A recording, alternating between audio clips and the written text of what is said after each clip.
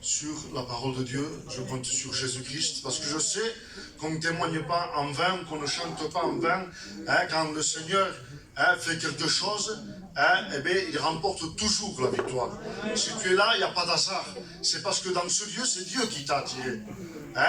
Donc, on va faire une lecture dans Luc 19, verset 10. Car le Fils de l'homme est venu chercher et sauver ceux qui étaient perdus.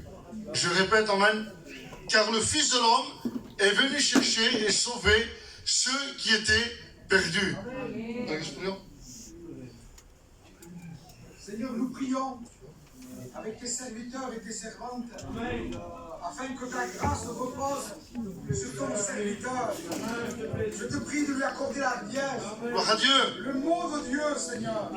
Au nom de Jésus, tu le remplis d'assurance et de conviction, Seigneur. Au nom de Jésus, amen. Gloire à Dieu. On sait que là où passait Jésus, eh bien, il y avait quelque chose qui se passait. Là où on arrêtait Jésus, il y avait un miracle qui se passait. Il y avait une transformation de vie. Il y avait des miracles lorsque les paralytiques arrêtaient Jésus. Selon leur foi, c'était fait selon leur foi. Et ce soir, si tu es venu, ça sera fait selon ta foi. Si tu veux être béni, tu seras béni. Si tu veux être sauvé, tu seras sauvé. Ça dépend avec le cœur que tu es venu. Si tu es venu là pour passer un moment, il vaut mieux, pardon les serviteurs, tu prends la porte et tu t'en vas. Parce qu'il n'y a rien qui va se passer. Mais si tu es venu chercher Jésus, même que tu ne peux pas, mais tu dis oui au Seigneur, je veux de toi, il va rentrer dans ton cœur. Et les choses vont changer, tout va changer. On a entendu les témoignages, lorsque Jésus a passé, les gens souffraient, les gens, ils ne savaient pas comment s'en sortir. Mais lorsque Jésus a touché le cœur a été transformé. Pourquoi? Parce que sans repentance, le ciel ne peut pas s'ouvrir. Ce soir, les conditions de ton cœur, il faut se repentir, demander pardon à Dieu. Je ne fume pas, je ne fais rien, je ne bois pas. Oui, mais tu es méchant. Pourquoi méchant? Pasteur, pourquoi tu dis ça? Parce que celui qui n'a pas accepté Jésus-Christ comme maître et sauveur dans son cœur, c'est un méchant. C'est pour ça que la Bible dit, car le Fils de l'homme est venu chercher. Il est venu te chercher ce soir. Ce soir, peut-être qu'il y a quelqu'un qui est venu chez toi, il est venu te chercher, pardon,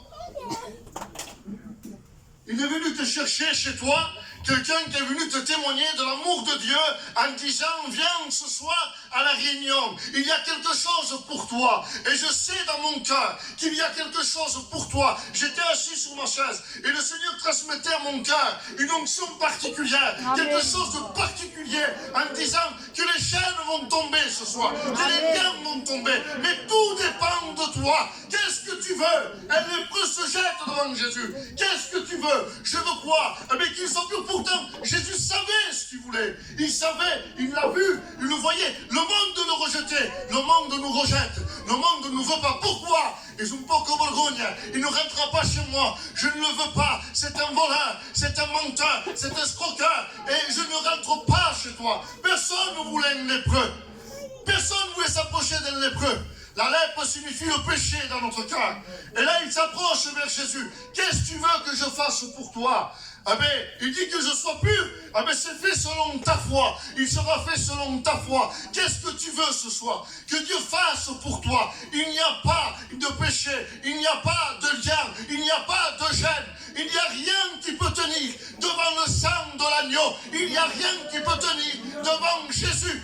Vous savez, il y avait quelqu'un qui était là pendant que Jésus traversait avec la barque, avec ses disciples. Et pendant que Jésus était là, il dormait dans la barque. Et ils disent qu'il fallait traverser la mer. Il fallait traverser le fleuve. Et là, pendant la traverse, il dit que les vents sont mis contraires. Tous les éléments qu'il y avait, l'eau rentrait dans la barque, la tempête, la pluie, il y avait tout. Pendant que ce soir, tu as pris la résolution de dire je vais à l'église, j'y vais aller, je veux ouvrir mon cœur à Dieu. Il y a des choses qui se sont levées dans ton cœur. Il n'y va pas, qu'est-ce que tu feras? Tu as besoin de quoi? Tu as tout ce qu'il faut. Tu as du bien, tu as une maison, tu as les voitures, tu as tout ce qu'il faut chez toi. Mais en réalité, le témoignage l'a dit, il n'y a rien du tout. Il n'y a que des angoisses. des soucis, des dépressions. Il y a quoi? Des foyers qui sont en train de se briser, qui ont besoin de Jésus. Et j'en suis sûr, c'est ma conviction que ton foyer est au bord de la dépression, au bord de se briser, de tomber à l'embarras. Et les disciples étaient là avec Jésus. Il dit que tout se levait, tout il y avait pour dire on fait demi-tour. Et Jésus, il réveille Jésus. Et Jésus vient, il se réveille. Il regarde leur foi. Il calme la mer. Il dit tais-toi. Il calme les flots. Il dit tais-toi. Tout s'arrêtait comme une chienne dressée. Ils se sont arrêtés. Même le vent s'arrête. Même les eaux s'arrêtent devant Jésus. Parce que c'est lui le créateur de toutes choses. Il connaît notre cœur. Il sait comment tu es venu. Il sait quelle disposition de cœur tu es venu. Il sait que tu as besoin. Mais l'orgueil qui est dans ton cœur l'empêche. L'orgueil qui est dans ton cœur l'empêche. Il faut que les chaînes tombent. Les chaînes de l'orgueil. L'orgueil, c'est un démon. L'orgueil, c'est un démon. Mon ancien disait ça. Et moi, je ne comprenais pas. Je dis, pourquoi il dit ça? C'est vrai, l'orgueil nous ronge. L'orgueil nous mène à faire des actes de folie. On ne s'en sort pas à cause de l'orgueil. Mais ce soir, le sang de Jésus va toucher ton cœur. Le sang de l'agneau va toucher ton cœur. Parce que l'ennemi de nos âmes, il savait qu'il y avait une bénédiction de l'autre côté. Et lorsqu'il traverse la mer, il dit qu'il calme la mer, il calme la tempête. Et lorsqu'il descend de la barque, il dit qu'il y avait un possédé. Je ne dis pas que vous êtes possédé, mais on peut être oppressé, on peut être lié, on peut être enchaîné. Il dit qu'ils étaient en haut dans son sépulcre. Les gens essayaient de le dompter. Des gens venaient, il n'arrivait pas à le défaire. Des chaînes, des liens qui le tenaient lié. Le diable le tenait captif. Et vous savez, lorsqu'on est sans Jésus, nous sommes une marionnette entre les mains du diable. Le diable dit va à gauche et on va à gauche, va à droite et on va à droite. On ne peut rien faire. On est obligé de l'écouter. Vous savez, une cigarette c'est bien. Mais lorsqu'on a une cigarette le soir, j'ai été moi aussi païen, j'étais une convertie. Ah mais j'avais besoin de la cigarette. Elle fait quoi? Même pas 1 gramme.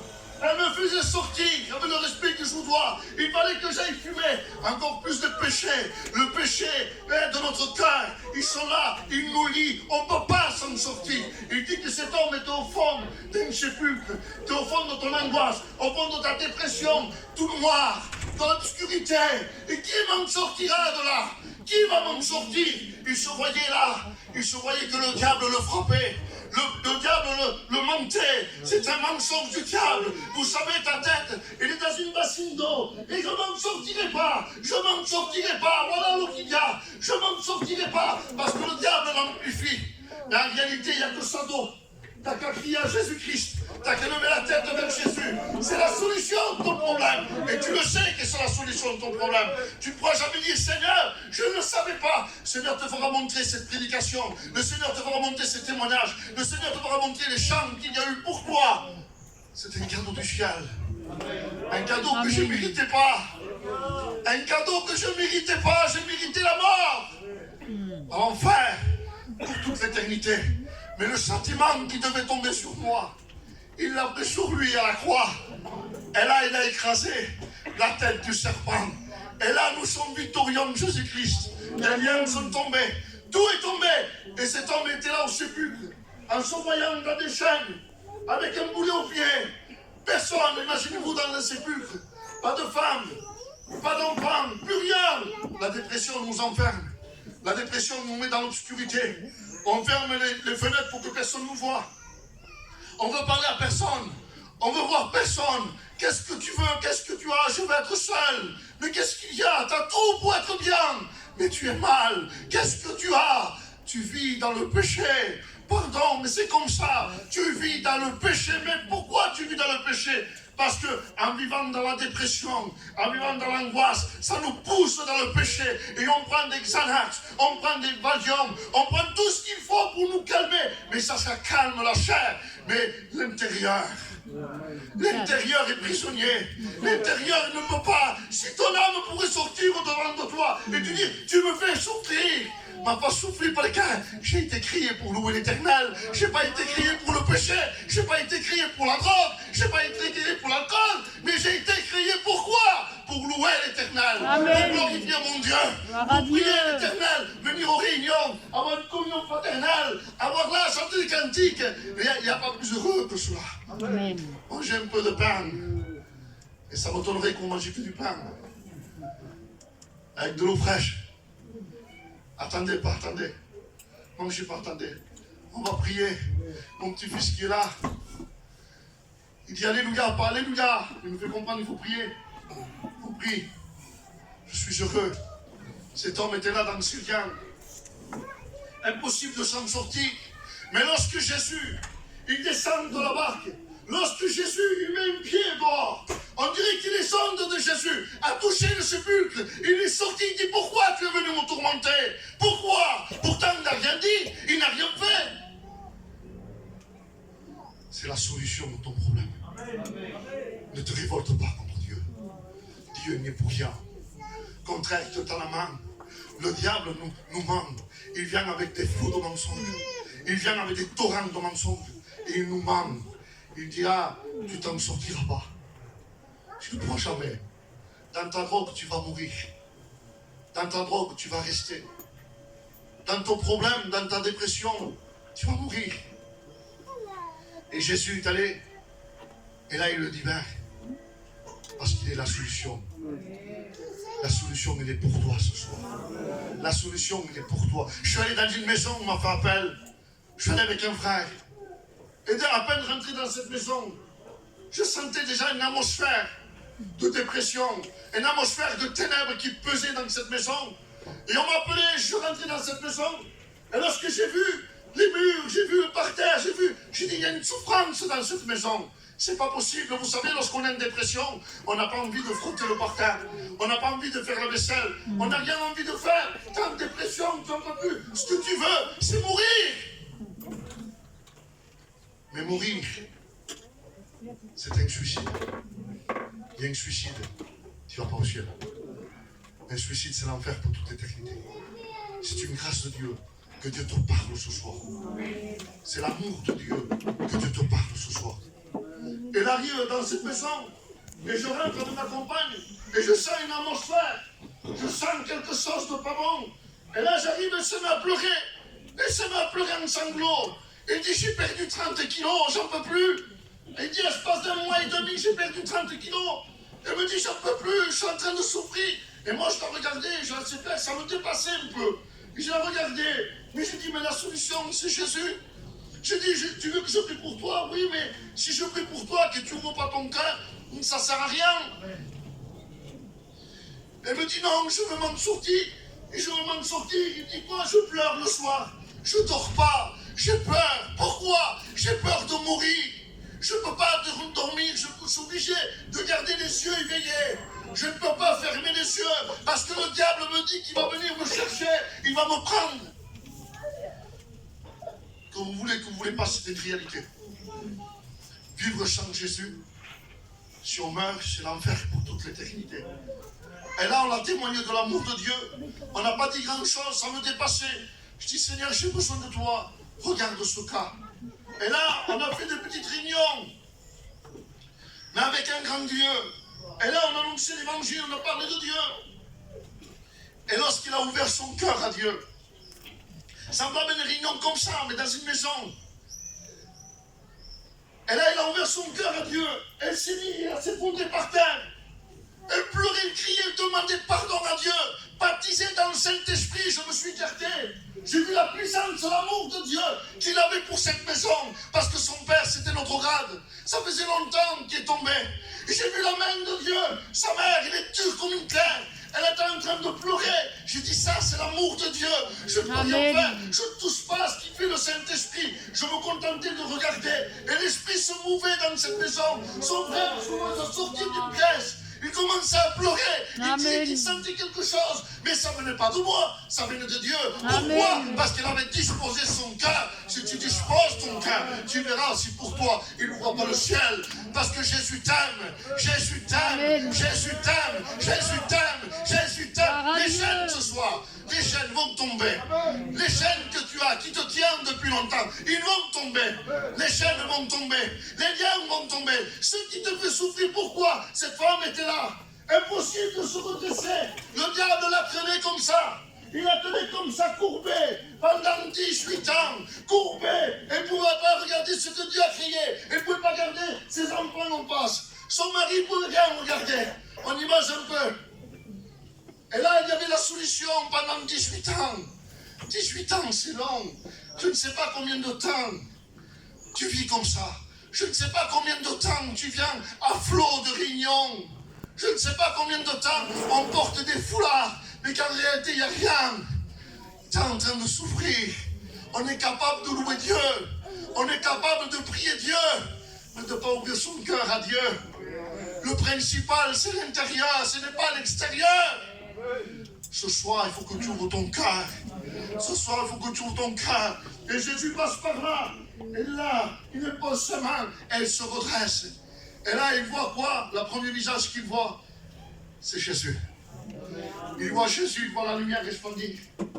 Là, il voit. Pourquoi je vous dis ça? Quelqu'un qui est enfermé dans son cœur, quelqu'un qui est en dépression, c'est comme si ce soir, j'éteins la lumière de là, je éteins tout. Et là, que je vous laisse marcher, et je mets des obstacles de partout. Et là, vous commencez à cantonner. C'est normal, parce qu'on est dans les ténèbres. On a besoin de la lumière. Mais lorsqu'on allume la lumière, les ténèbres disparaissent. Et ce soir, il faut que la lumière rentre dans ton cœur. Afin que tous les ténèbres qu'il y a dans notre cœur disparaissent. Et que Jésus prend la place. Et lorsque Jésus prend la place, là c'est autre chose. Mon mari me fait souffrir. Mon mari me fait souffrir, c'était ça avant. Mon mari me fait souffrir, et je prends un médicament. Et il y a la sous-guitare, il y a la sous-moto, tout se compagne. Et il s'en bat la camargue. C'est vieux ça, hein? Il s'en bat la camargue. Et toi tu pleures, mais le lendemain tu fais ça.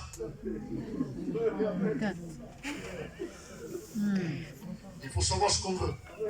Amen. Ouais, ça fait rigoler. Mais la réalité est fatale. Indirectement, on ne peut pas le pousser dans la Camargue. C'est vrai. Moi je dis la Camargue pour ne pas dire trop autre chose.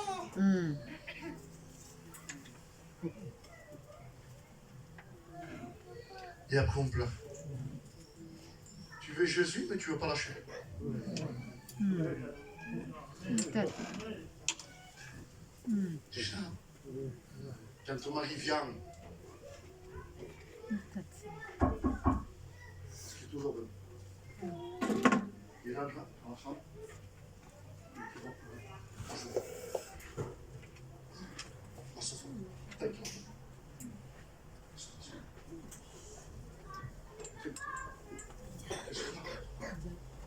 Je vous le dis par expérience, comment on sort. Je rentrais. Pourquoi? C'était contraire à ce que moi je faisais. Je venais, avec le respect que je vous dois, tout drogué. Je venais tout drogué. Et voilà, je rentrais dans la maison comme un cowboy. Mes enfants étaient là. C'était la ruine chez nous. Je ne voyais pas mes enfants grandir. Mon 15 ou la 20 ans. Je ne voyais pas grandir. Je ne le voyais pas. Et quand j'étais bien habillé, il fallait que je parte. Quand je rentre à la maison, je ne voulais pas manger. On avait mes enfants à table comme je fais aujourd'hui. Fais-moi le sandwich. Je partais, je ne voulais pas rester. Je faisais vite pour partir. J'avais besoin de la drogue. J'avais besoin de l'alcool. Je vivais avec des copains, soi-disant copains, mais qui m'attiraient vers le bas. Et ma maison, je souffrais. Et un jour, je suis rentré dans une réunion pour faire plaisir à quelqu'un. Et là, lorsqu'il me parlait, je disais, ben, je viendrai. Je suis venu à une réunion. Mon cœur a été bouleversé. Amen. Mon cœur a été touché. J'ai été transformé. Amen. J'étais plus le même. Pourquoi? Lorsque j'ai vu que c'était la vérité, j'ai vu ma vie défiler en disant c'est ça que je veux. On cherche là. On cherche là. On cherche là. Où est-ce qu'on cherche? On prend, on s'enfonce. On prend là, on s'enfonce. On prend de l'autre côté, on s'enfonce. Pourquoi? C'est comme un sable mouvant. Plus tu vas bouger doucement, et plus tu vas t'enfoncer. Le conseil que je te donne, oui, parle plus, dis plus rien, ouvre ton cœur à Dieu. Amen. La Bible dit mon fils, ma fille, donne-moi ton cœur. C'est le cœur que Dieu veut. Ce n'est pas une voiture, ce n'est pas une maison. Ce n'est pas, j'ai rien contre, mais c'est pas ça que Dieu veut. Il m'accorde. Et là, on voit que le Seigneur t'attend la main. Tu l'attends, ce soir. Pourquoi? Parce que le monde entier est sous la puissance humaine. Ici. Il n'y a personne qui pourra te changer. Tes enfants ne pourront pas te changer. Ta compagne ne pourront pas te changer. La prison ne pourront pas te changer. Les copains ne pourront pas te changer. La drogue ne pourront pas te changer. L'argent ne pourra pas te changer. Il n'y a que Jésus-Christ. Il est mort pour nous, mais il est ressuscité. Amen. C'est pour ça que la Bible dira comme ça, venez à moi, vous tous qui êtes fatigués et chargés. Et moi, Jésus, je vous donnerai du repos. Mais pas un repos d'un Xanax, pas un repos d'un Valium, pas un repos d'un petit repas au restaurant. Ça se fait, mais désormais, tu regardes 5 minutes. Mais lorsque tu rentres chez toi, l'angoisse, elle te suit. La dépression, elle te suit. Elle est toujours là. Mais le repos de Dieu, même quand tu dors, il est à côté de toi. C'est Il beau. nous garde. Il veille. Peut-être pour nos cœurs dans la nuit, ça n'avance pas. Mais lui, il dit, c'est pas l'heure. Ça ranime. Que vas-tu faire ce soir? Ce soir, il est question de vie ou de mort. Ce soir, il est question de vie ou de mort. Ce soir, tu as besoin de Jésus. C'est pas elle qui a besoin de Jésus. C'est pas lui pourquoi on regarde là-dedans. C'est toi qui as besoin de Jésus. C'est ta maison. Regarde ton foyer. Il parle à Dieu. Ton foyer est en train de s'enfoncer de plus en plus. Et tu es en train de pleurer. Et même deux fois, tu vas à la réunion. Même deux fois, les pasteurs anciens te disent la solution. Ils te donnent la solution. Ils te jettent Jésus. Ils te donnent Jésus. Et toi, tu ne veux pas. Pourquoi tu ne veux pas? Parce qu'il y a des choses qui t'intéressent. Que tu ne veux pas les laisser. Jésus ne peut pas rentrer. Parce que, hey, Jésus, lorsqu'il vient dans une maison, c'est pas un voleur, même pas le chic. Je veux rentrer. Non, non. Un témoignage. Un cantique. Une prédication. Mais si on ne veut pas l'entendre, on ne pas une train. Mais si moi j'ouvre la porte, donc, il va rentrer. Il va nous transformer. Vous comprenez? C'est question de cœur avec Dieu. C'est pas question d'une prière. C'est pas question d'un foulard. C'est pas question d'un cantique. Non, c'est un cœur que Dieu veut. Qu'est-ce que tu vas faire ce soir? On te propose Jésus-Christ. On te propose Jésus. Que vas-tu faire ce soir? Je sais que Dieu a parlé. C'est dans mon cœur, c'est fort, c'est profond. Que vas-tu faire ce soir? C'est pas à flot de parole que tu vas te convertir. Je pense que j'ai assez dit. On va se retrouver. Amen.